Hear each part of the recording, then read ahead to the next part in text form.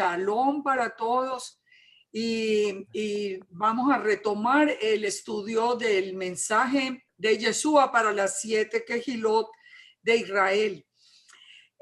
Yo les decía la semana pasada que el mensaje, lo que nosotros conocíamos como el mensaje a las iglesias, siempre fue un mensaje que se pasó como rapidito, como sin mucha atención, como sin detenernos mucho en el mensaje, porque claro que teníamos la expectativa de todas las cosas que van a suceder, toda la profecía que encierra este libro de Apocalipsis, pero les decía que en mi concepto, este mensaje a las 7 Kehilot es el mensaje más importante que nosotros podemos escuchar de todo el libro de Hid-Galut o de Apocalipsis.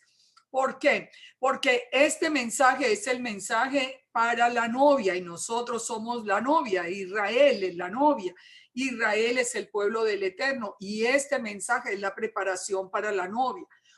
Muy importante todas las cosas que vamos a ver en el futuro, lo que el Eterno nos está anunciando, pero más importante todavía nosotros poder tener las instrucciones que nos van a permitir entrar en ese tiempo bajo la protección del Eterno y seguros de estar nosotros sellados para ser protegidos de muchas de las plagas que vienen ya más adelante, que así como lo vamos a estudiar en su momento.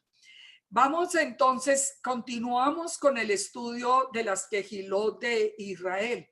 Como ustedes pueden ver ahí en esta imagen, el estudio de Apocalipsis lo vamos a enfocar desde esas siete menorot, en medio de las cuales aparece Yeshua, donde nos habla de las 7 cartas a las 7 Kehilot, de los 7 sellos, de las 7 trompetas, de los truenos, de las copas, de los reinos del mal y de las proclamaciones de los ángeles.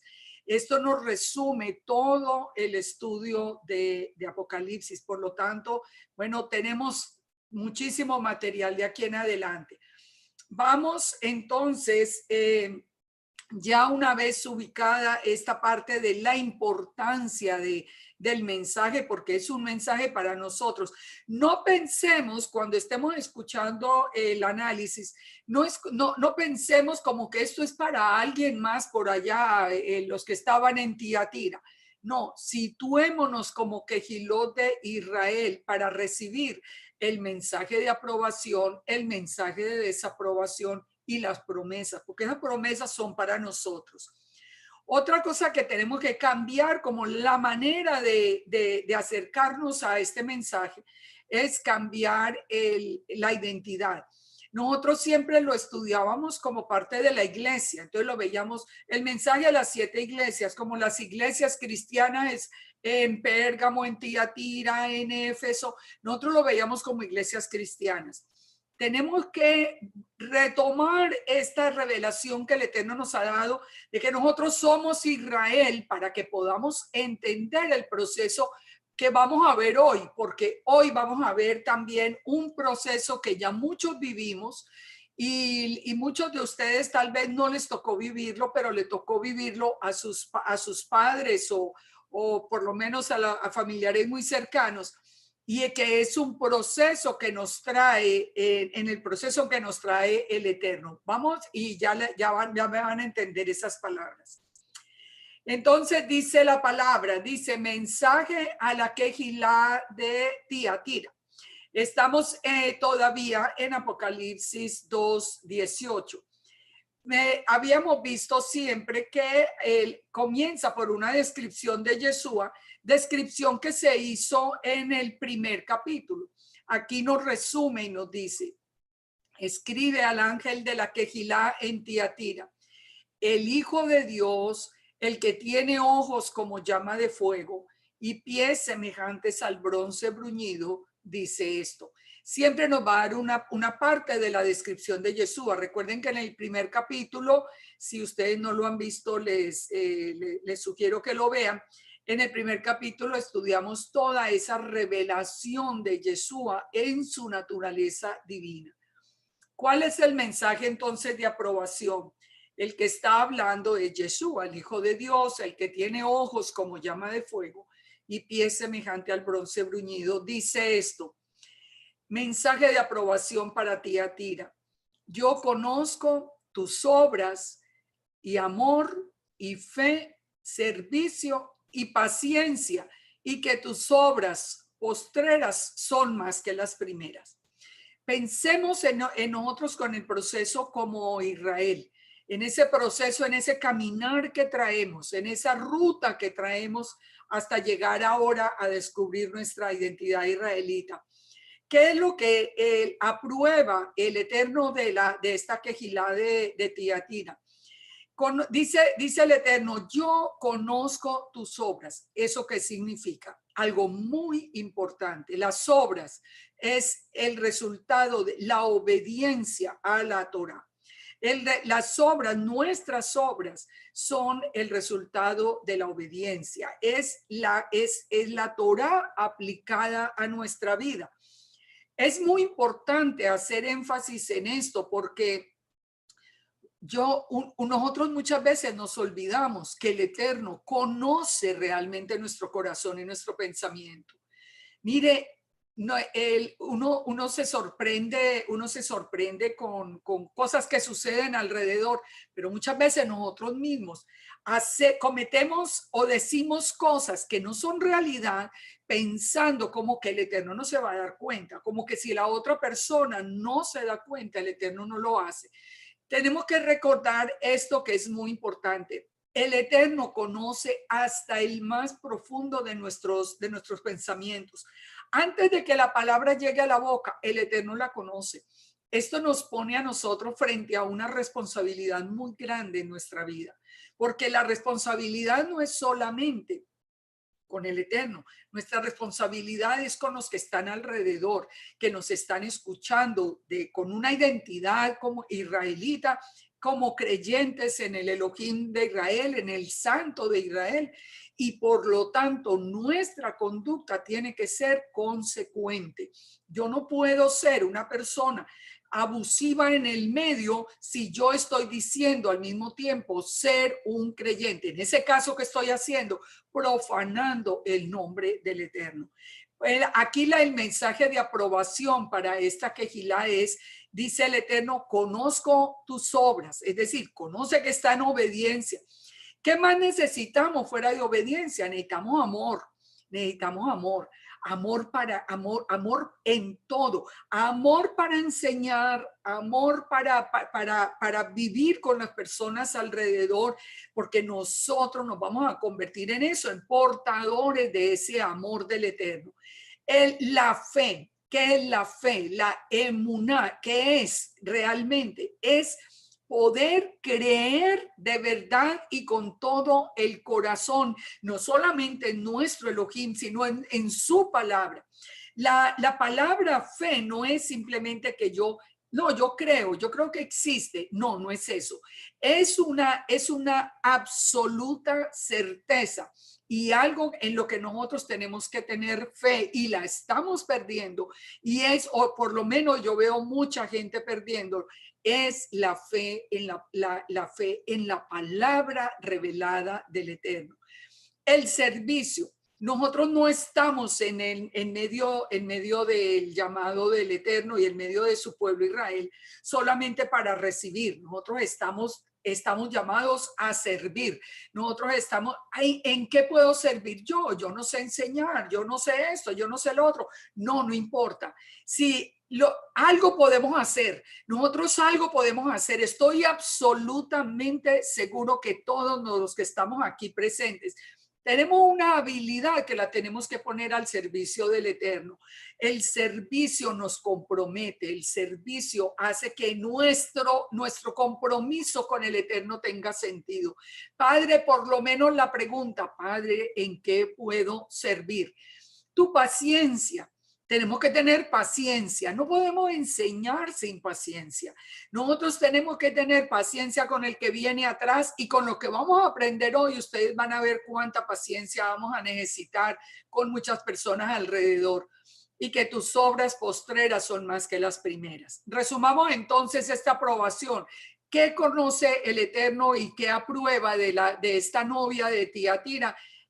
Las obras, la obediencia, el amor, la fe, el servicio, la paciencia, y que las obras postreras son más que las primeras, es decir, que cada día nosotros nos acercamos más a esa imagen real que es servirle al Eterno. ¿Qué significa? Si nosotros, como vimos en los mensajes anteriores, nosotros vemos una continuidad en la historia de las congregaciones. En este tiempo estaríamos como hacia el tiempo de la reforma. Y miren cómo va a él, pensemos en el tiempo de la reforma. En el tiempo de la reforma y por muchos siglos, solamente la Iglesia Católica reunió, digamos, a los creyentes que quedaban en Yeshua. Los reunió, pero los reunió sin tener acceso a la palabra escrita, sin tener acceso a las escrituras. Solamente cuando viene el tiempo de la reforma, a través de Martín Lutero, el Eterno elige a este hombre para que se enfrente a todo un imperio romano que en su época era cruel, absolutamente cruel, y él se enfrenta solo con el objetivo de por lo menos dejarnos las escrituras en nuestra mano. Ese fue un primer paso muy importante. Pero vamos a ver por qué en esta iglesia, en esta quejilá de Tiatira.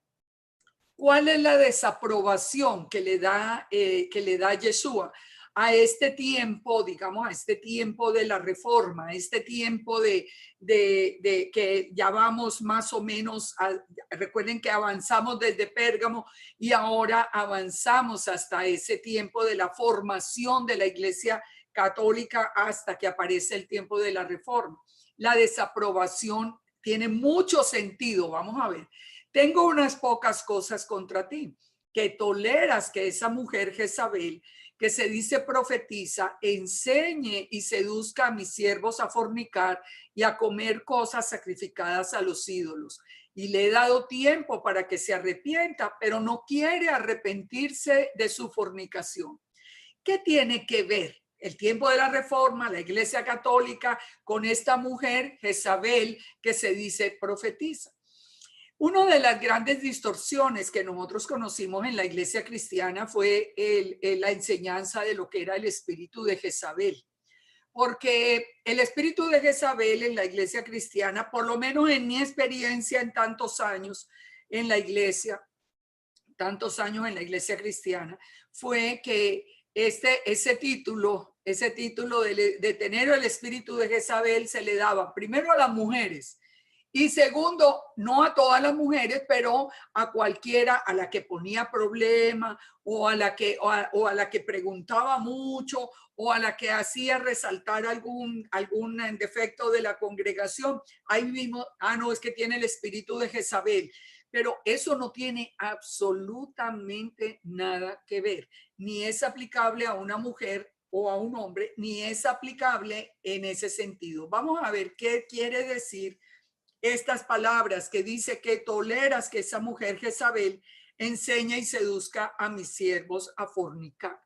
Cuando nosotros entendemos esto, vamos a entender algo que sucedió en la vida de nosotros muy importante y tal vez no lo hemos reconocido. Vamos a Primera de Reyes 16:25. Miremos rápidamente en qué consistió el problema de Jezabel. Dice, Omri hizo lo malo ante los ojos de Yahweh e hizo peor que todos los que habían reinado antes de él, pues anduvo en todos los caminos de Jeroboam, hijo de Nabat, y en el pecado con el cual hizo pecar a Israel, provocando a ira a Yahweh, el Dios de Israel, con sus ídolos. Aquí estamos hablando de un periodo en el que está reinando Ori, y definitivamente ya nos empieza a hablar de idolatría. Omri durmió con sus padres y fue sepultado en Samaria y reinó en lugar suyo Acab, su hijo. Comenzó a reinar Acab, hijo de Omri, sobre Israel el año 38 de Asa, rey de Judá. En este momento ya estamos hablando de las dos casas de Israel. Sobre la casa de Judá estaba reinando el rey Asa y sobre la casa de Israel está reinando ahora Acab, hijo de Omri. ¿Por qué es importante esto? Porque recordemos que nosotros somos esa casa de Israel. Nosotros tenemos, aquí nos va a decir el verdadero origen de muchas de las conductas nuestras que ahora tenemos que cambiar para este tiempo final. Entonces nos dice, reinó Acab, hijo de Omri, sobre Israel en Samaria, todo nos está hablando del reino de Israel, 22 años. Y Acab, hijo de Omri, hizo lo malo ante los ojos de Yahweh, más que todos los que reinaron antes de él. Nosotros vemos toda una historia de reyes que hicieron todo lo contrario de la Torá en Israel. Pero en este caso vamos a hablar de Acab, quien hizo todavía, dice, hijo de Omri, que había hecho lo malo, pero este hizo todavía cosas más malas que los que reinaron antes de él. Porque le fue ligera cosa andar en los pecados de Jeroboam, ya vamos a ver esto, hijo de Nabat, y tomó por mujer a Jezabel, hija de Ed-Baal, rey de los Sidonios, y fue y sirvió a Baal y adorándolo, e hizo altar a Baal en el templo de Baal que él edificó en Samaria. Entonces llevamos aquí varias cosas muy interesantes. ¿Qué hizo de malo este rey de la casa de Israel? Que nosotros lo vivimos en carne propia después. Fíjense, construyó un templo donde no estaba ordenado, construyó ahora un templo en Samaria. En ese templo él puso a Baal. Él se casó con una mujer pagana llamada Jezabel, hija de Ed-Baal, rey de los Sidonios. Es decir, nos está hablando de algo, una mujer no solamente extranjera, pero completamente en contra del Elohim de Israel. Hizo también Acab una imagen de acera, haciendo así Acab más que todos los reyes de Israel que reinaron antes que él, para provocar la ira del Dios de Israel. En su tiempo, y él de Betel reedificó Jericó a precio de la vida de Abiram. Bueno, y a precio de esto, recuerden que Jericó no se podía volver a reedificar. Entonces, ¿qué nos hizo? Vamos sumando para que entendamos por qué dice que al final hay una iglesia o una congregación, una quejilá, que tiene los mismos pecados de Jezabel. ¿De qué nos está hablando? Ya estamos viendo. ¿Dónde está un templo? ¿Dónde se levanta un templo supuestamente en honor al Eterno que no sea en Jerusalén? En Roma. Empecemos a unir esta información. Miremos acá, miremos los pecados de Jeroboam para que lo entendamos más fácil, y miremos lo que pasó por el pecado de Jeroboam. En Primera de Reyes dice, aconteció en aquel tiempo que saliendo Jeroboam se encontró en el camino con el profeta Ahías Silonita y estaba cubierto con una capa nueva. Estaban ellos dos solos en el campo y Ahías tomó la capa que tenía sobre sí y la rompió en 12 pedazos y le dijo a Jeroboam, toma para ti los 10 pedazos, porque así ha dicho el Dios de Israel. He aquí que yo rompo el reino de la mano de Salomón y a ti te daré 10 tribus. Él tendrá una tribu por amor a David, mi siervo. ¿De qué nos está hablando? De la división de Israel en las dos casas. Entonces, por el pecado de Jeroboam se hace la división de las dos casas. A Jeroboam se le entregan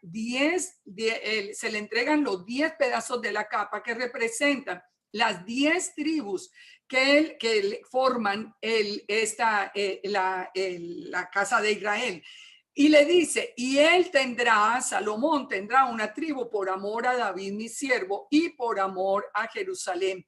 ciudad que yo he elegido de todas las tribus de Israel. ¿Por cuánto? ¿Por qué hizo eso? ¿Por qué rompió todo el reino de Israel? Dice, por cuanto han adorado a Astoret, diosa de los sidonios, a Quemos, dios de Moab, a Moloc, dios de los hijos de Amón. No han andado en mis caminos para hacerlo recto delante de mis ojos, y mis estatutos y mis decretos, como David su padre. Entonces, ¿qué pusieron en el templo a Baal? Pusieron una imagen de acera y el templo fue para Baal. Baal significa el Señor y está muy relacionado con Helios, el dios Sol. Acera, el Baal y Acera eran los dioses de la fertilidad, los dioses más importantes. Y Aserá viene es el nombre de la diosa en Babilonia, en Mesopotamia, que es el mismo nombre de Istar, que en la actualidad se conoce como Easter, que ustedes saben esa festividad pagana que se introdujo en el mismo día donde se celebra no solamente la resurrección de Yeshua, sino también la fiesta de primeros frutos.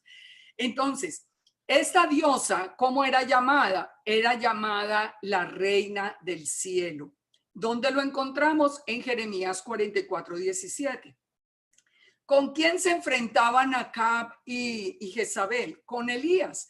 ¿Y qué fue lo que hizo Elías finalmente? Y no vamos a entrar en todo ese tema. Ese tema, si ustedes lo quieren ver, lo pueden encontrar en mi muro de YouTube, que se llama El enfrentamiento final, creo, Jezabel y Elías. Pero Elías es el que nos trae a nosotros o trae al pueblo de Israel, trae al pueblo a enfrentarse a una pregunta. ¿Hasta cuándo claudicaréis entre dos pensamientos? Si el Eterno es su Elohim, pues síganlo. Y si es Baal, pues váyanse con Baal. Pero dice, el pueblo no respondió palabra. Todo esto, reunámoslo. Toda esta información, reunámoslo acá. Entonces miremos ahora qué es lo que quiere decir el Eterno cuando le dice a esta Kehilá de Tiatira, que corresponde al tiempo de la iglesia, del principio de la iglesia católica hasta la reforma, que tiene a Jezabel allí adentro. Ya lo entendemos. Construyen en el Vaticano un templo que no es, tienen la mezcla entre lo hebreo y el sol, y empieza y se entroniza, digamos, dentro de eso esta imagen, la imagen de Aserá o la imagen de Istar, llamando también la reina del cielo. Allí nos decían que era María, pero es exactamente el mismo problema de idolatría. ¿Cuáles son las características de Jezabel? Idolatría, manipulación, falso testimonio. Yo los invito a que ustedes lean toda la historia de Jezabel para que ustedes vean, porque no tengo el tiempo acá de entrar, eso es todo un estudio. Despotismo, ella se adueñó, digamos, de la situación del reinado. Ya el rey prácticamente no era Acab. El control, el abuso de poder. Y recuerden, ella era una mujer cananea. Entonces, ¿cómo vimos nosotros? Y ya ahora vengamos con el pueblo de Israel a ese tiempo de la Kehilá de Tiatira, a ese tiempo en este tiempo. Idolatría. Bueno, la idolatría la teníamos por cantidades, cualquier cantidad de santos, de vírgenes, de culto al sol, de dioses paganos, de todo.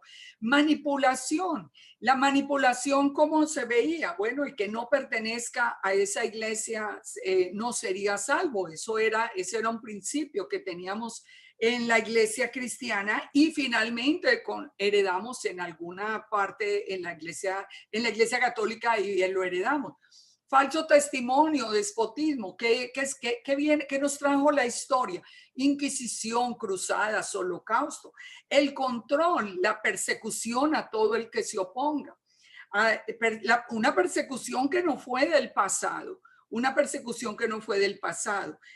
cuando las personas que han escuchado alguna vez mi testimonio y personas que están, y yo sé que están escuchando ahora, que son de Armenia, de donde soy yo en Colombia, saben la persecución que me tocó vivir por parte de la Iglesia Católica cuando nacieron las tres iglesias cristianas que nacieron en mi casa en el norte de Armenia. Eso fue una persecución tremenda. ¿Por qué? Porque tiene la enseñanza de Jezabel adentro de tener el control y de no querer cederlo, de prácticas disfrazadas de santidad. Muchas de esas prácticas se disfrazan como se disfrazaron prácticas de Jezabel que promulgaba, por ejemplo, ayuno y el ayuno era nomás para manipular lo que iban a hacer cuando presentan a Nabot delante del pueblo. Viene la idolatría al mismo papa, a los sacerdotes, después a los pastores, todo esto, manipulación con falsa profecía, con falsa presencia del Espíritu Santo. Nosotros vivimos todo ese proceso, lo vivimos nosotros, toda esa influencia de Jezabel. Yo creo que muchos de los que me están escuchando les tocó el tiempo donde se hablaba hasta de borracheras espirituales, que la gente que se caía, la gente que corrían como animales en las iglesias. Es que de verdad hemos pasado por una cantidad de experiencias que definitivamente estaban muy lejos de ser parte de la voluntad del Eterno. El falso testimonio contra quien se oponga a la Torá o proclame la Torá, todavía lo vemos hoy. No nos han sacado de las iglesias de una buena manera y siempre viene el trato despectivo. Pero todo esto lo tenemos que entender, que entonces que Jezabel, eso de que tolera, es una congregación que tolera a Jezabel, no es a una mujer como siempre se decía. Ya vemos que eso es algo mucho más profundo.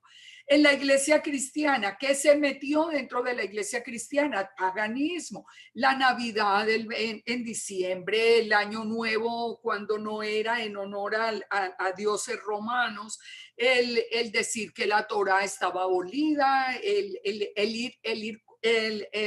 promover el consumo de las carnes prohibidas por el Eterno, el cambiar el día de reposo para el domingo, bueno, el hablar de la Trinidad, la Santa Cena reemplazando a Pesa.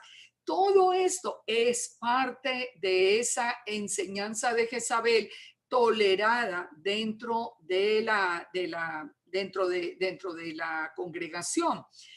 Entonces miremos lo que dice el Eterno para que entendamos cómo la misericordia del Padre nos llamó y nos alertó y nos sacó adelante. Dice, tengo unas pocas cosas que toleras a Jezabel, pero ¿qué dice? Le he dado tiempo para que se arrepienta, pero no quiere arrepentirse de su fornicación.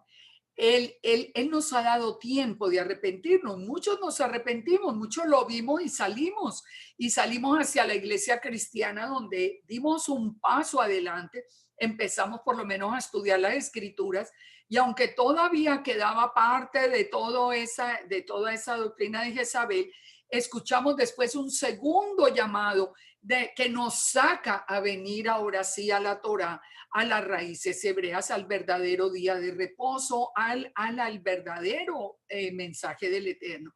Entonces, fíjense, cuando dice acá que si no se arrepienten, he aquí yo la arrojo en cama y en gran tribulación a los que con ella adulteran, si no se arrepienten de las obras de ella. Este es un momento para nosotros darle gracias al Eterno. ¿De dónde nos ha sacado? ¿Cómo nos ha mostrado? Sin nosotros saber que éramos parte de ese pueblo de Israel, que el Eterno quería regresar otra vez a la restauración, pero nos ha ido sacando. Primero nos sacó de la Iglesia Católica, después nos sacó nos reveló las escrituras por lo menos y nos quitó mucho de toda esa idolatría. y ahora nos da ese otro llamado para venir. Nosotros, si estamos hoy aquí de todo corazón buscando, ya salimos por lo menos, nos podemos contar entre los que nos arrepentimos. Y porque dice que a los que no se arrepientan, dice, los arrojo en cama y en gran tribulación, y sus hijos y a sus hijos heriré de muerte, y todas las congregaciones sabrán que yo soy el que escudriña la mente y el corazón, y os daré a cada uno según vuestras obras. Fíjense, nosotros hemos salido. ¿Se acuerda que dijo que teníamos que tener amor, paciencia y fe? Y teníamos que tener todo el servicio y obras correctas para poder traer a nuestros seres queridos que todavía están allí, pero traerlos con amor, traerlos con conocimiento, traerlos con palabra, traerlos en realidad con un buen testimonio, porque tienen que salir. Recordemos, porque yo sé que todos ustedes han leído Apocalipsis, que más adelante vamos a encontrar la destrucción de la gran ramera. De esto es lo que nos está hablando. Los que no salgan, esto es un llamado también para la gente que está todavía en la iglesia cristiana. Si escucharon el llamado, den un paso adelante, arrepiéntanse de todas estas obras que son contrarias a la voluntad del Eterno, y den un paso adelante, porque es lo que está diciendo. ¿Cuál es la promesa para los que hemos dado el paso adelante? A vosotros y a los demás que están en Tiatira, a los que no tienen ya esa doctrina, o sea, a los que ya dejamos toda esa doctrina de Jezabel, y a los que no han conocido lo que ellos llaman las profundidades de Satanás, porque ahí hay muchas cosas, esa adoración a Baal, esa adoración a esa diosa Astarte o Istar o cualquiera de esas. Yo digo, no os impondré otra carga, pero lo que tenéis, retenedlo hasta que yo venga. O sea, ya, cuando ya llegamos a la Torá, estamos en el sitio correcto. Ahora dice, retengan eso hasta que yo venga, porque al que venciere y guardare mis obras hasta el fin, pongan atención a esta promesa. Si nosotros permanecemos, el que venciere, ¿cuál es el que vence? Israel. ¿Y cuáles son esas obras que tenemos que tener? La obediencia a la Torah. Yo le daré autoridad sobre las naciones y las regirá con vara de hierro y serán quebradas como vaso de alfarero, como yo también lo he recibido de mi Padre. Recuerde que está hablando, Yeshua es el que está hablando.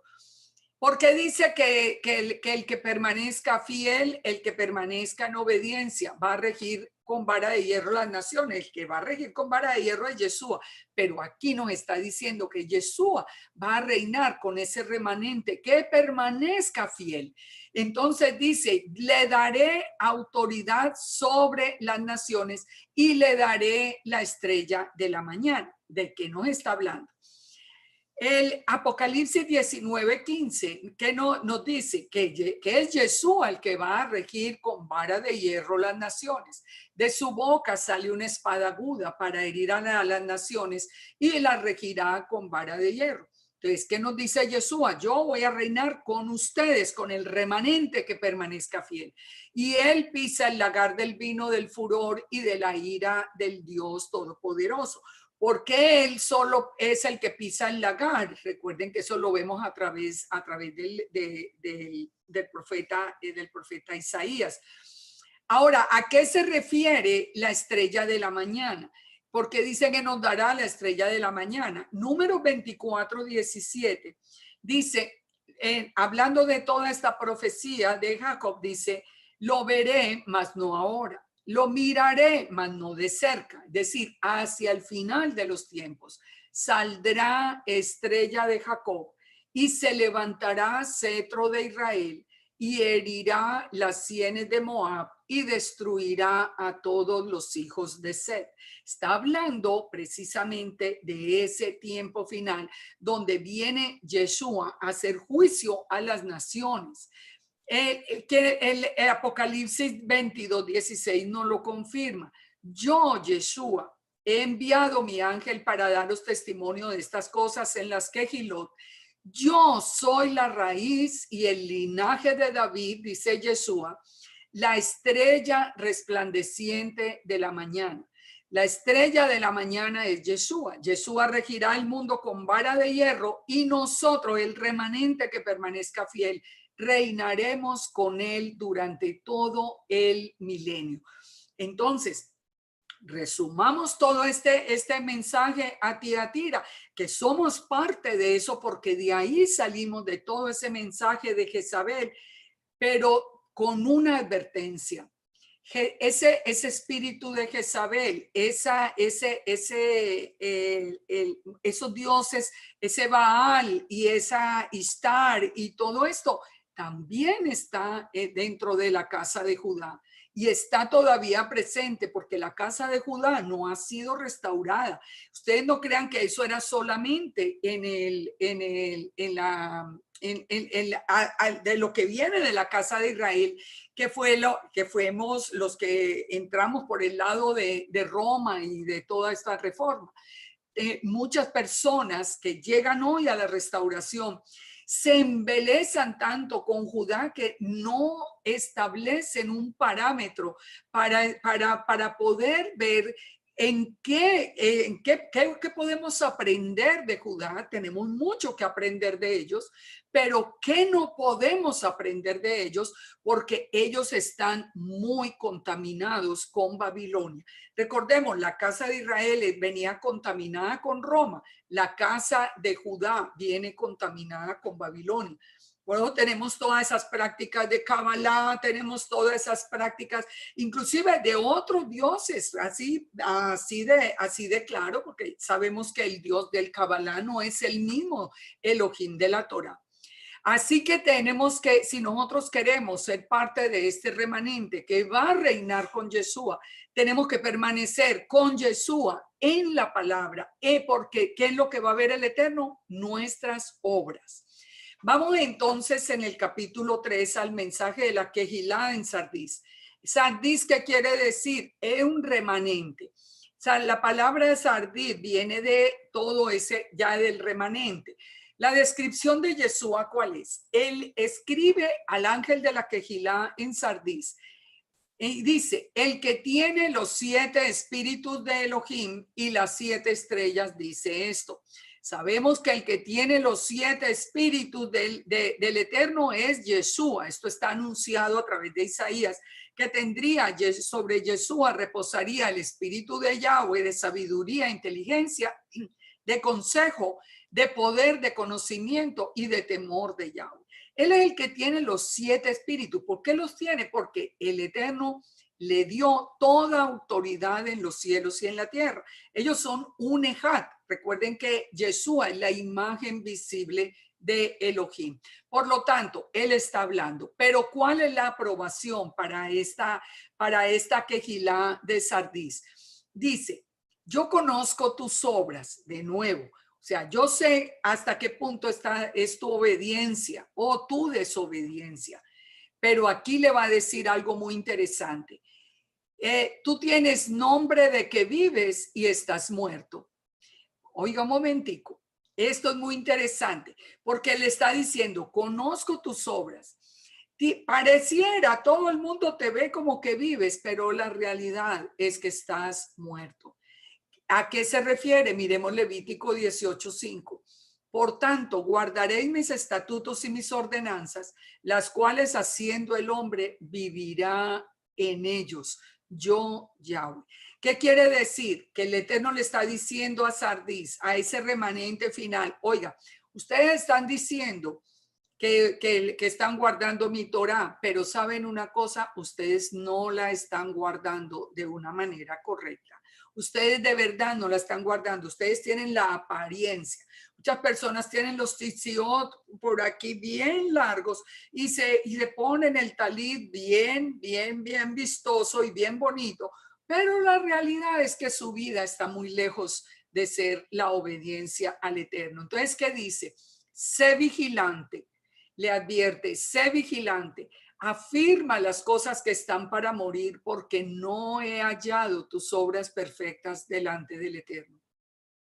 para este tiempo final, nuestras obras tienen que ser perfectas. Nosotros no somos perfectos, tenemos una naturaleza pecaminosa, pero nuestro corazón tiene que estar enfocado en ser cada día mejores, en vivir de verdad en obediencia. Acuérdate pues de lo que has recibido y oído y guárdalo y arrepiéntete. ¿Por qué le dice? Porque si no velas, vendré sobre ti como ladrón y no sabrás a qué horas vendré sobre ti. Entonces, esta advertencia recojámosla para revisar nuestra vida, para revisar, porque nosotros queremos ser parte de ese remanente. Ahora, fíjense que la advertencia es muy interesante porque le dice que si no se pone en orden, en obediencia, él va a venir como ladrón. ¿Cuándo es que la palabra nos advierte que Yeshua viene como ladrón? En primera de Tesalonicenses 5:1, Pablo nos advierte que Yeshua viene como ladrón en la noche para los que no conocen o no están guardando de manera correcta las fiestas del Eterno. Porque sabemos, dice, acerca de los tiempos y de las ocasiones, es decir, de los moadín, de las fechas establecidas por el Eterno, no tenéis necesidad de que yo os escriba, porque claro que Pablo le está hablando a los discípulos que habían celebrado las fiestas toda su vida. Porque vosotros sabéis perfectamente que el día del Señor vendrá como ladrón en la noche, que cuando digan paz y seguridad, vendrá sobre ellos destrucción repentina, como los dolores a la mujer encinta, y no escaparán. Mas vosotros, hermanos, no estáis en tinieblas para que aquel día os sorprenda como ladrón. Por eso digo yo que este mensaje viene muy enfocado en algo que nos está diciendo Yeshua. Ustedes preocúpense de guardar las fiestas de manera correcta. Las fiestas incluyen el Shabbat, recuerden, y las 7 fiestas, para que no nos sorprenda el día en que Yeshua regrese y no nos sorprenda como ladrón. Yeshua viene como ladrón en la noche para los que no conocen las fiestas. Para los que la conocen, nosotros sabemos que nos preparamos. Ahora en Shavuot nos preparamos para recibir el Rúa, la Torah en nuestro corazón, para recibir esa unción del Espíritu Santo. Cuando venga la fiesta de Yom Teruah, estaremos esperando en un año que no sabemos cuándo va a ser, pero nos preparamos cada año para recibirlo a él y no nos va a sorprender. En Apocalipsis 3:4 nos dice, pero tienes unas pocas personas en Sardis que no han manchado sus vestiduras y andarán conmigo en vestiduras blancas porque son dignas.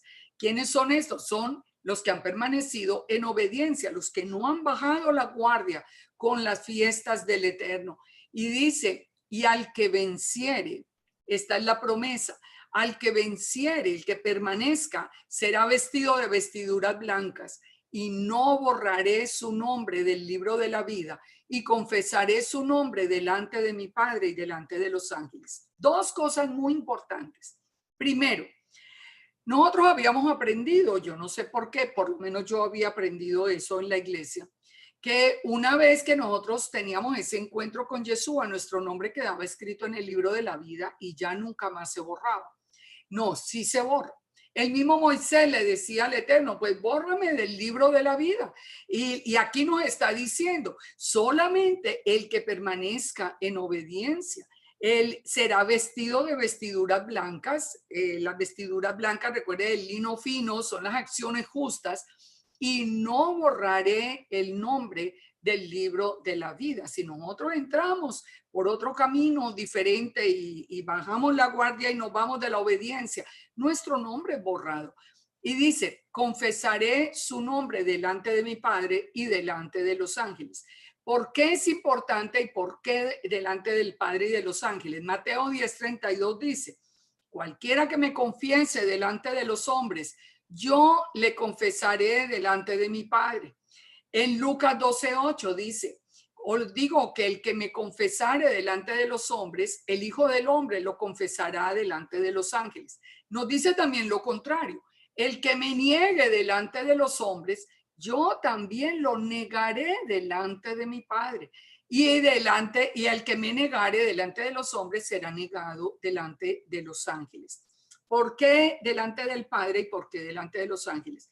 Delante del Padre para justificación. Recuerden que Él murió en el lugar nuestro. Él dio su vida por nosotros. Él se presenta y Él nos reconoce. Yeshua nos reconoce delante del Padre. Pero ¿cuándo nos reconoce? Cuando nosotros reconocemos a Yeshua delante de los hombres.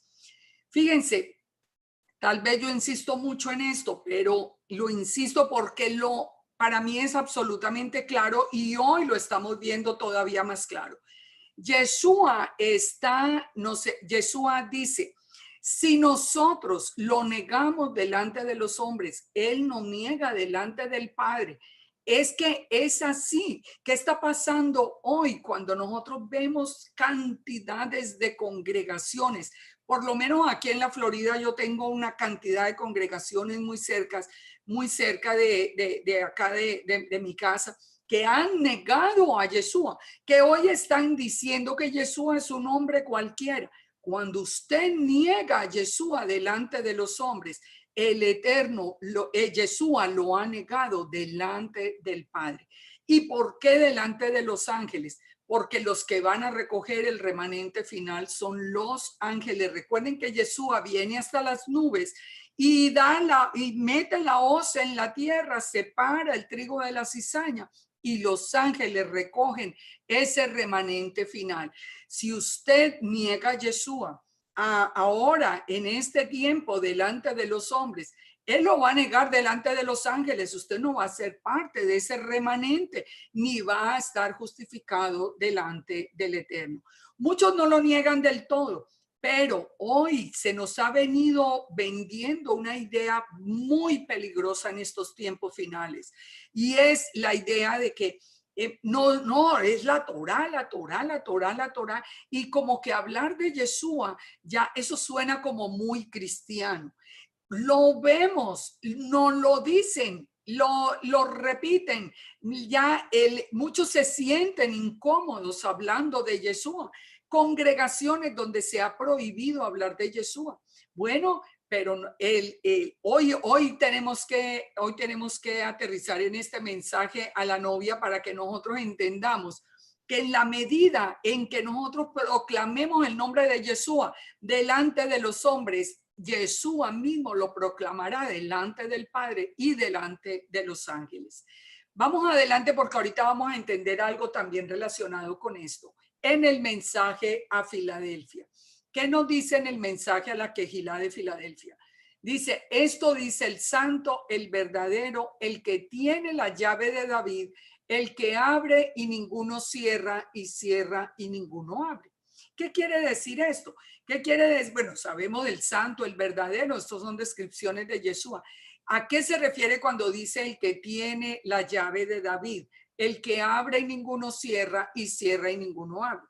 Es interesante porque nosotros sabemos que él es la raíz de Isaí, o sea, él viene de la casa de David. Pero hay un dato aquí que es muy interesante que ustedes lo conozcan en Isaías 22:22. A Eliakim, a Eliakim se le dio por un tiempo la llave de la casa de David sobre su hombro. ¿Y eso qué significa? Miremos lo que significa para entender lo que hoy tiene Yeshua en su poder. Dice, en aquel día llamaré a mi siervo Eliakim, hijo de Hilcías, y lo vestiré de tus vestiduras y lo ceñiré de tu talabarte y entregaré en sus manos tu potestad y será padre al morador de Jerusalén y a la casa de Judá. Y pondré la llave de la casa de David sobre su hombro y abrirá y nadie cerrará y cerrará y nadie abrirá. Todo este poder le dio el Eterno a Eliakim. Ahora, pero nos dice, fíjense en el verso 23, lo interesante. Lo hincaré como clavo en lugar firme y será por asiento de honra a la casa de su padre. Entonces, esto fue temporal porque después nos dice que el clavo hincado en lugar firme será quitado, será quebrado, caerá. O sea, esto fue temporal. Pero ¿qué significó para Eliaquim tener la llave de la casa de David. Tener significó ponerle vestiduras reales,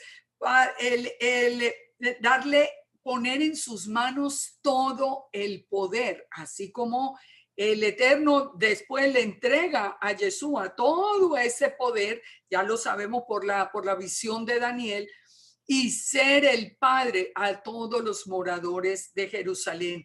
Una llave, la llave, la casa de David, que tiene la llave de la puerta que él abre y nadie puede cerrar. Esa es la puerta de ¿qué? La puerta de salvación. Esa puerta que nos abre Yeshua hoy, porque hoy Yeshua es el que tiene la llave de la casa de David. Él tiene esa puerta que nos abrió Yeshua para nosotros llegar a ser parte de toda esta casa de Israel, de regreso otra vez a la restauración del pueblo. Nadie la puede cerrar. Que nos digan, ustedes no son la casa de Israel, no existe, eso ya pasó, eso, Israel es solo la casa de Judá.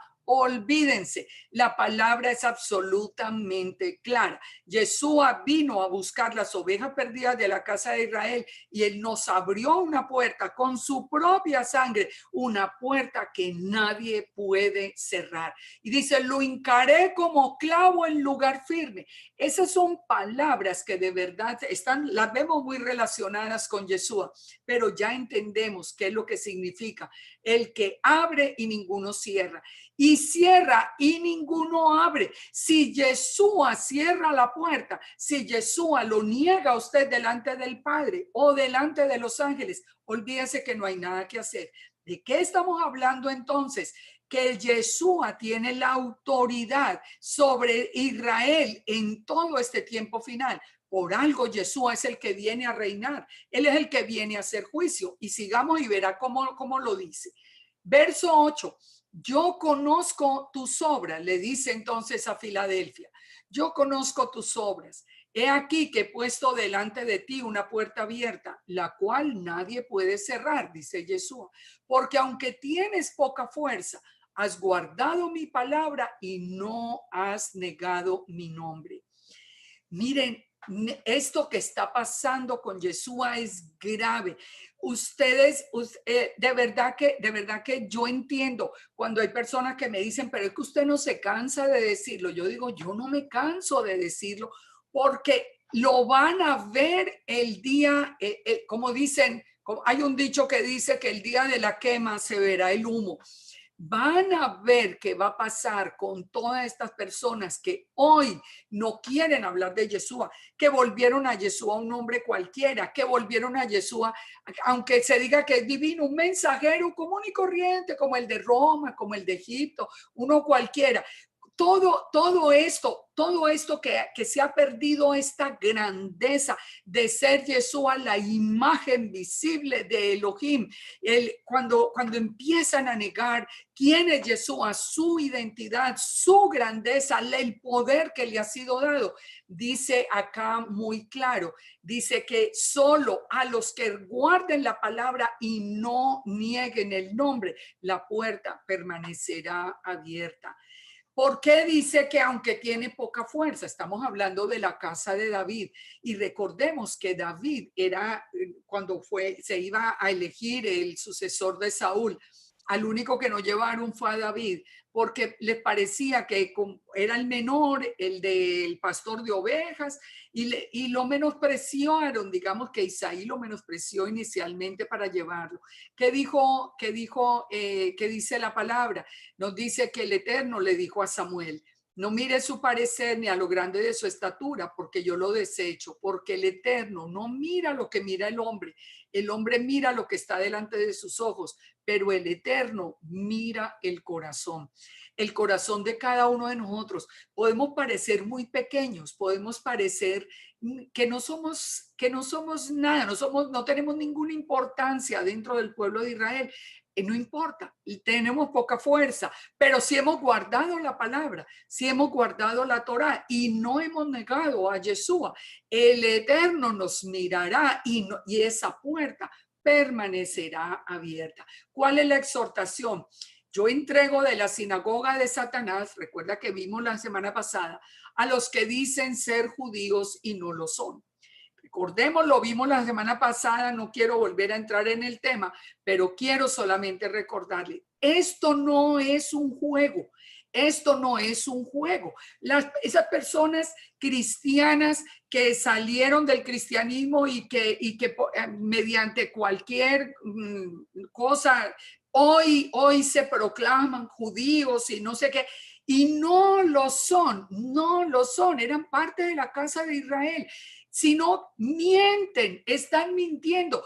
Eso es lo que está diciendo el Eterno, que hacen una sinagoga que no es propiamente de él, es todo lo contrario, del enemigo, pero dice que vendrán y se postrarán a sus pies y reconocerán que yo te he amado. Es decir, un día van a reconocer su pecado y su error. ¿Cuál es la promesa para el que guarda en esta quejilá? Por cuanto has guardado la palabra de mi paciencia, pongan atención, por cuanto has guardado mi nombre, el que vimos, el nombre y la palabra, dice, yo te guardaré de la hora de la prueba que ha de venir sobre el mundo entero para probar a los que moran en la tierra. Por Dios, hoy estamos viendo nomás un virus que ni sabemos ni cómo es, ni de dónde salió, ni para dónde va, ni de dónde viene. Y tiene el mundo paralizado y las muertes se cuentan por miles y el mundo entero está en caos y la economía se está yendo al piso. Ustedes pueden pensar por un momento lo que vamos a ver en el futuro. Esto es una muestra gratis de lo que ya viene. Pongan atención. Si nosotros permanecemos en la palabra y si nosotros reconocemos a Yeshua y permanecemos fiel a Yeshua, dice, Él nos guardará de la hora de la prueba que ha de venir sobre el mundo. Yo veo tantas personas desesperadas, en crisis emocionales, porque ¿qué vamos a hacer? ¿Para dónde nos vamos? Es que nos dicen que nos vamos para los montes. ¿A cuál monte? ¿A dónde no? ¿Acaso hay un monte donde uno se pueda ir y allá encuentra dónde dormir y dónde comer y dónde llevar los hijos y qué hacer? No, es que eso no es así.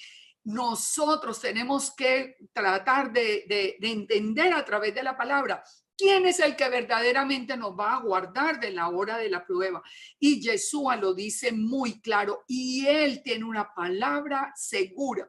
Y él dice que nos dice acá, por cuanto has guardado mi palabra y no han negado mi nombre, entonces él nos guardará de la hora de la prueba.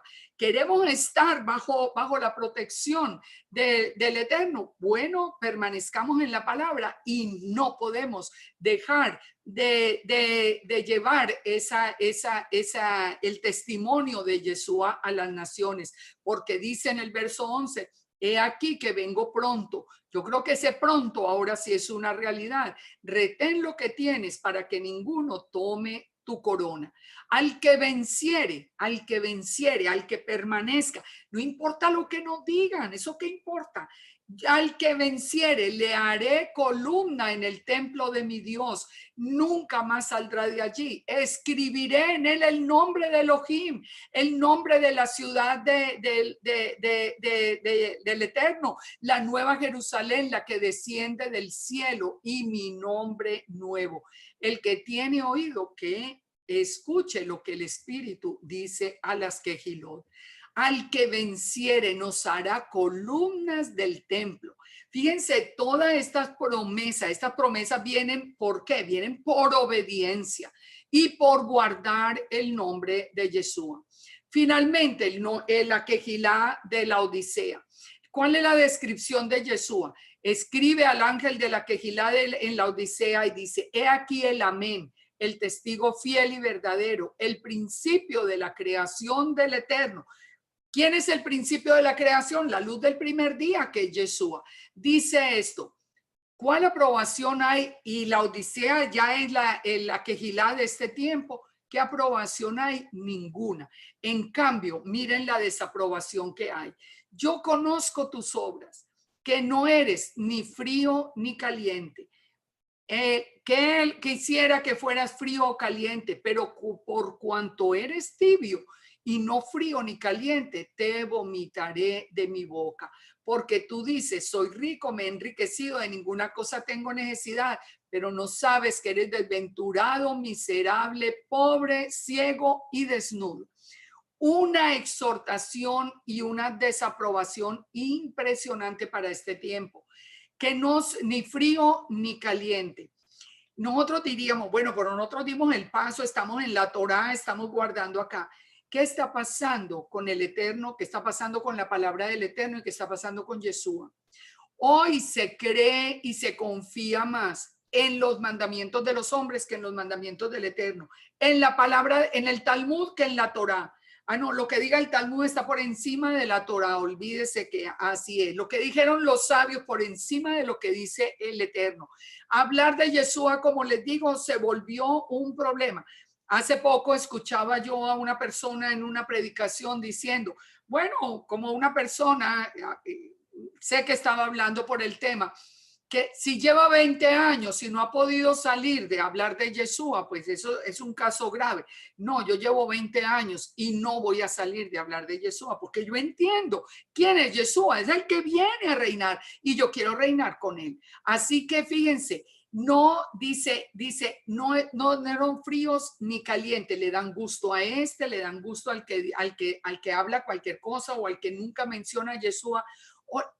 Como que una tibieza, no importa, no, como que no se defiende al Eterno, como que no se defiende su palabra, como que no se defiende todo la obra de Yeshua. Ya no se puede hablar ni siquiera de la cruz porque todo el mundo brinca, no, ¿cuál cruz? Eso es cristiano. O sea, es algo que la tibieza ha hecho de esta última quejilá una característica importante. No importa lo que digan, no importa si yo veo personas que yo no puedo entender, personas que están aprendiendo o que están compartiendo videos y de todo, de ateos, de personas que hablan contra Yeshua, que han dedicado su vida a escribir libros contra Yeshua. Ah, no, pero ellos ya son aquí la primera persona dentro de la restauración de Israel. O sea, una tibieza que realmente tenemos que entender esto. El Eterno dice, por cuanto eres tibio y no frío ni caliente, te vomitaré de mi boca. Porque yo soy rico, me he enriquecido, tengo mucho conocimiento. Dice, no, Señor, no sabes que eres desventurado, miserable, pobre, ciego y desnudo. Recordemos un poco cuando nosotros estábamos en la iglesia y conocíamos lo primero de la escritura. Cuando yo hice todos los institutos bíblicos que hice, yo pensaba de verdad que yo conocía la escritura y me sentía así enriquecida. No, yo ya conozco la escritura. Mire, el padre me quitó una venda y yo dije, yo no conocía nada. Todo lo que yo ahora leía, era de verdad como he repetido muchas veces una frase que vi hace muchos años, que decía que yo leía la Biblia en blanco y negro y ahora la leo a color. Eso pasó. Yo creía que era rica en conocimiento, que me conocía las escrituras.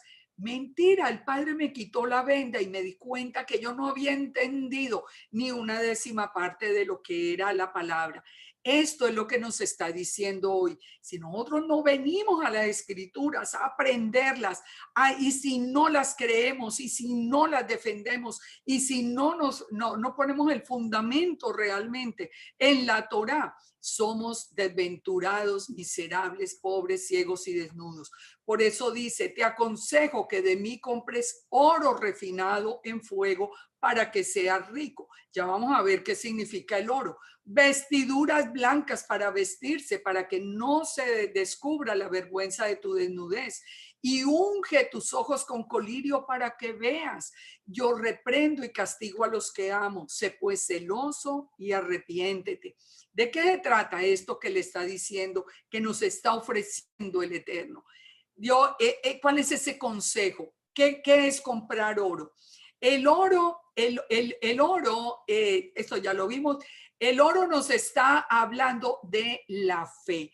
En primera de Pedro 1:7 dice, en la cual vosotros os alegráis, aunque ahora por un poco tiempo, que tenéis que ser afligido en diferentes pruebas, para que sometida a vuestra a prueba vuestra fe, mucho más preciosa que el oro, el cual, aunque perecedero, se prueba con fuego. El oro refinado en el fuego son precisamente las pruebas que el Eterno pone para ver si nosotros tenemos una fe firme. Nosotros, y uno lo ve muchas veces yo por lo menos que tengo contacto con tanta gente, vienen, no, porque yo quiero guardar la Torah, yo quiero el Shabbat, no, pero es que yo ya llevo 2 o 3 meses y yo no veo ninguna bendición, entonces me voy. O sea, ¿cuál era la fe? ¿Cuál era? Había un interés por una bendición, eso no es tener fe. La fe real en el Eterno es una fe que viene de algo que nos va a decir en este momento Yeshua. Pongan atención. Entonces, la fe es la emuná realmente es una fe en acción. O sea, que no es el solo hecho de creer, sino de poner en práctica todo. Pero miremos acá, porque nadie puede poner otro fundamento que el que está puesto, el cual es Yeshua. Y sobre ese fundamento, si alguno edifica oro, plata, piedras preciosas, madera, heno, hojarasca, la obra de cada uno se hará manifiesta, porque el día la declarará, pues el fuego será revelada, por el fuego será revelada.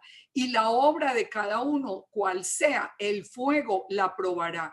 ¿Cuál es el fundamento que nos está diciendo? Es Yeshua. ¿Por qué Yeshua? ¿Por qué no el Eterno? Porque Yeshua es la imagen visible del Eterno. Por eso, ni más ni menos, es que Yeshua es Yahweh, es la imagen visible del Eterno. ¿Saben cuál es el problema de hoy? ¿Saben por qué la gente se ha vuelto tan tibia? ¿Saben por qué ya no quieren siquiera hablar de Yeshua? Porque como creen que es otro distinto, pues entonces se sienten en lucha con el Eterno, se sienten como si estuvieran en idolatría, hablando de otro ser divino, como si existieran dos. El Eterno, y esto lo aprendimos nosotros hoy dentro de Israel, el Eterno es uno. Y es uno su nombre, él es un Ejad, y Yeshua es su palabra, Yeshua es su imagen visible, pero Yeshua es Yahweh. Entonces no puede haber otro fundamento. El Eterno dio su imagen visible para que toda esta restauración final se hiciera sobre ese fundamento de Yeshua.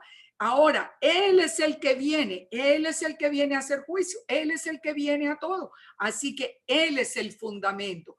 Sobre el fundamento de Yeshua nosotros edificamos, pero fíjense cuántos están edificando, fue a la Torah, no a la Torah, porque claro, la Torah la amamos.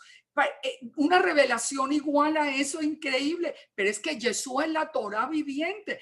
Es que la Torah es la Torah es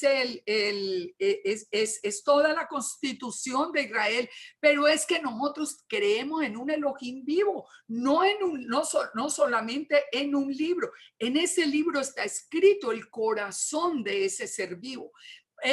Nadie puede poner otro fundamento que no sea Yeshua. A Yeshua es que en Yeshua tenemos que permanecer y sobre Yeshua tenemos que edificar. Él dice, ¿cuáles son las vestiduras blancas que también nos aconseja? Que nos aconseja que edifiquemos sobre Yeshua, nos aconseja las vestiduras blancas. El que venciere será vestido de vestiduras blancas, ya lo vimos. Y las vestiduras blancas que son el lino fino, que son las acciones justas de los santos. Uno de los ancianos habló, dice Apocalipsis 7:13, diciéndome, estos que están vestidos de ropas blancas, ¿quiénes son y de dónde han salido? Después vamos a estudiar esto. Y le dijo, Estos son los que han salido de la gran tribulación, han lavado sus ropas y las han emblanquecido en la sangre del Cordero.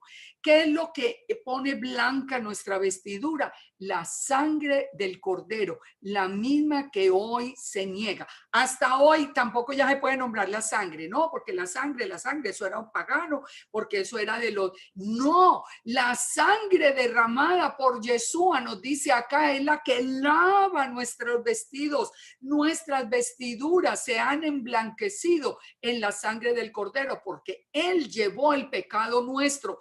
Él, a través de esa sangre, Él llevó el pecado nuestro. Unge tus ojos con colirio. ¿Qué quiere decir eso?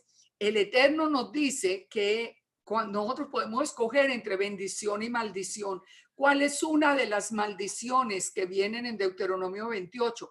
Que el Eterno nos herirá con ceguera. Como causa del pecado, el Eterno pone ceguera sobre nuestros ojos.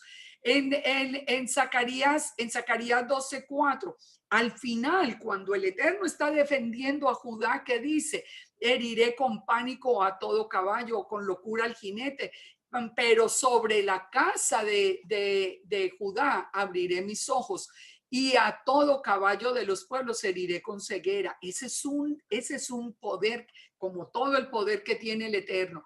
En Efesios 1:17, que nos dice, para que el Elohim de nuestro Mesías Yeshua, el Padre de gloria, os dé espíritu de sabiduría y de revelación en el conocimiento de quién, de Yeshua, en el conocimiento de él, alumbrando los ojos de vuestro entendimiento, para que sepáis cuál es la esperanza a la que él los ha llamado y cuáles las riquezas de la gloria de su herencia a los santos.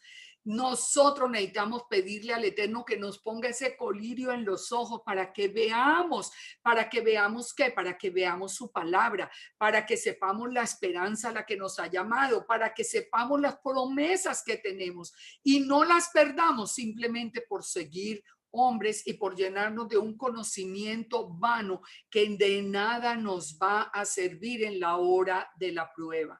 En primera de Juan 2:7 dice, yo no les escribo un mandamiento nuevo, sino el mandamiento antiguo. Este mandamiento es la palabra que habéis oído desde el principio, la Torá.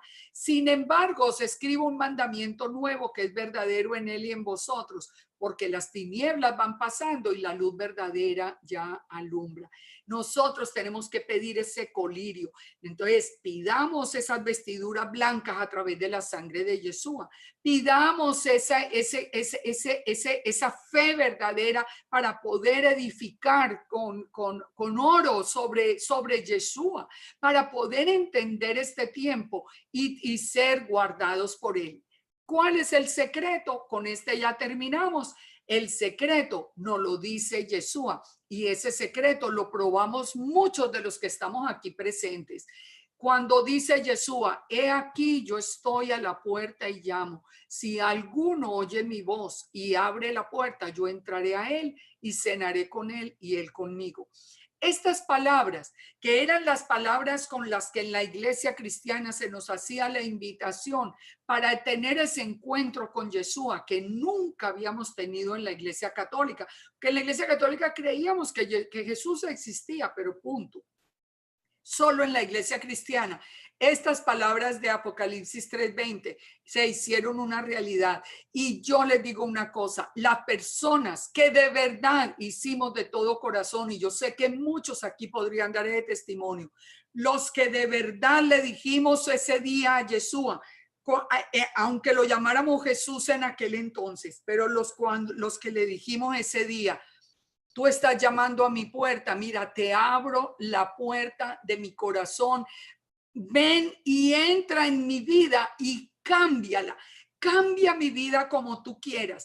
Las personas que de verdad lo hicimos, tuvimos un encuentro con Jesús que cambió nuestra vida. Y hoy, aunque ya sabemos que se llama Yeshua, ya conocemos su verdadera identidad, un ejad con el Eterno, hemos avanzado, pero tenemos la seguridad que no nos la quita nadie. ¿Sabe por qué? Porque tuvimos ese encuentro con Yeshua. ¿Sabe yo qué les recomiendo muy especialmente a cada uno de ustedes en lo secreto de sus habitaciones?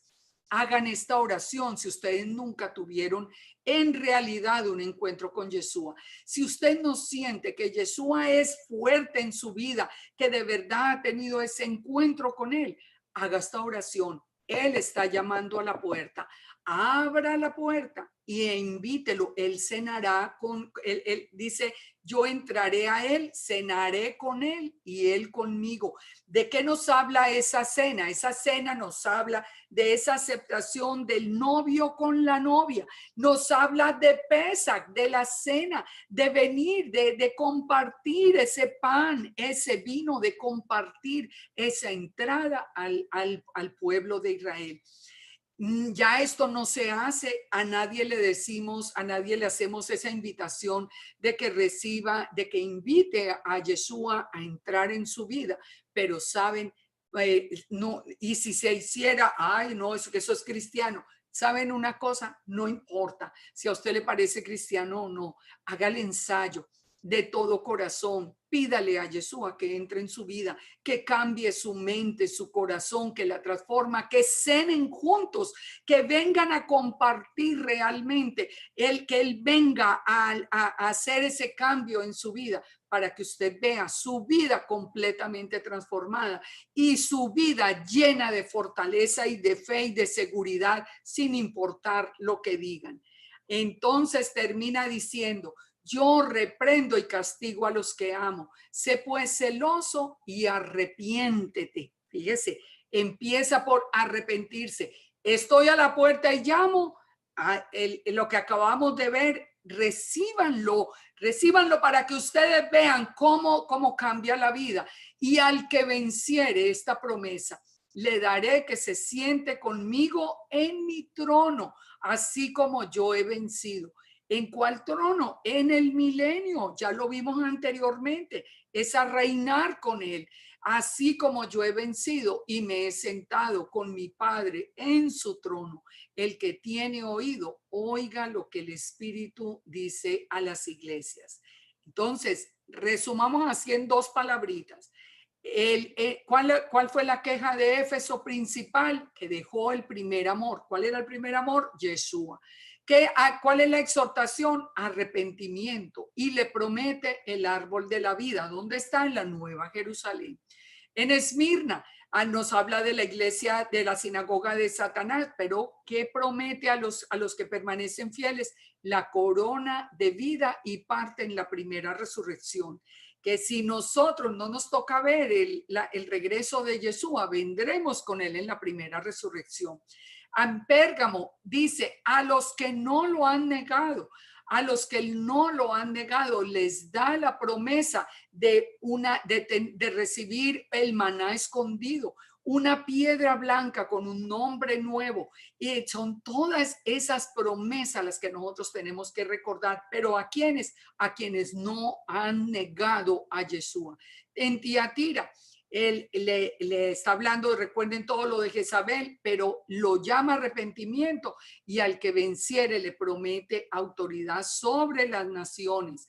En Sardis le dice, el que regrese a la obediencia a la Torá, el que venza, el nombre permanecerá en el libro de la vida y será reconocido delante del Padre y delante de los ángeles. Él nos recogerá en ese remanente final. En Filadelfia, vuelve e insiste, el que haya guardado el nombre, el que guarda el nombre de Yeshua. ¿Y cuál es la promesa? Guardarnos en la hora de la prueba, hacernos columnas del templo de Elohim y escribir el nombre de Elohim sobre nosotros y entrar en la Nueva Jerusalén.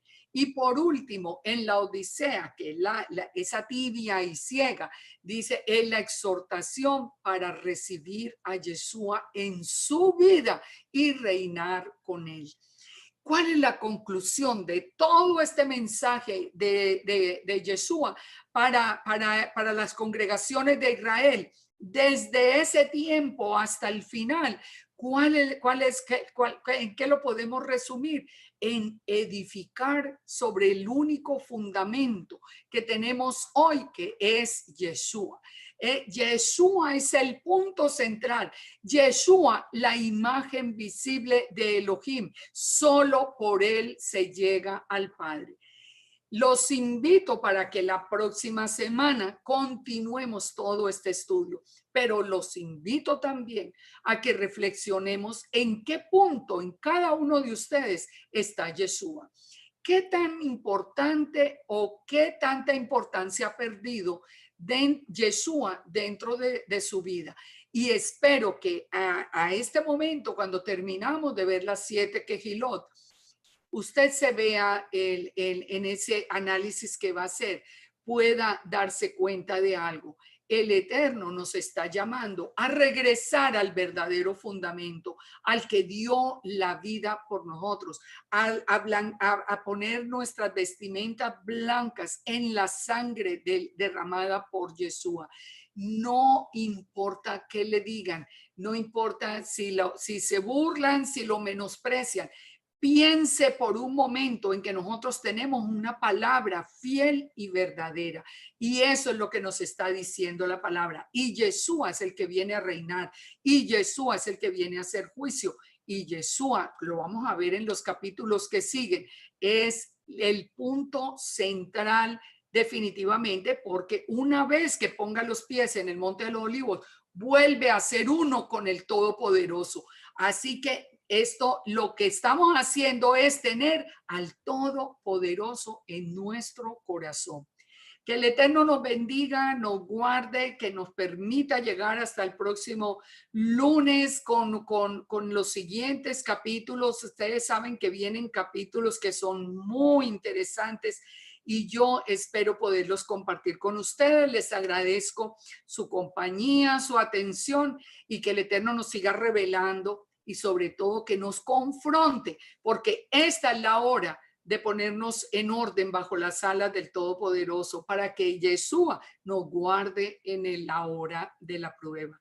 El próximo Shabbat voy a estar compartiendo con ustedes tiempos finales en general. Vamos a hablar de los tiempos finales en el próximo Shabbat en EMC. Y vamos a ver muchas cosas que están sucediendo en este tiempo, definitivamente que son una alerta para nuestra vida. Espero que hoy haya mucha reflexión en cada corazón. Shalom para todos y muchas bendiciones. Que el Eterno nos guarde y nos siga hablando al corazón día y noche, aún a través de sueños. Shalom, shalom. Bendiciones.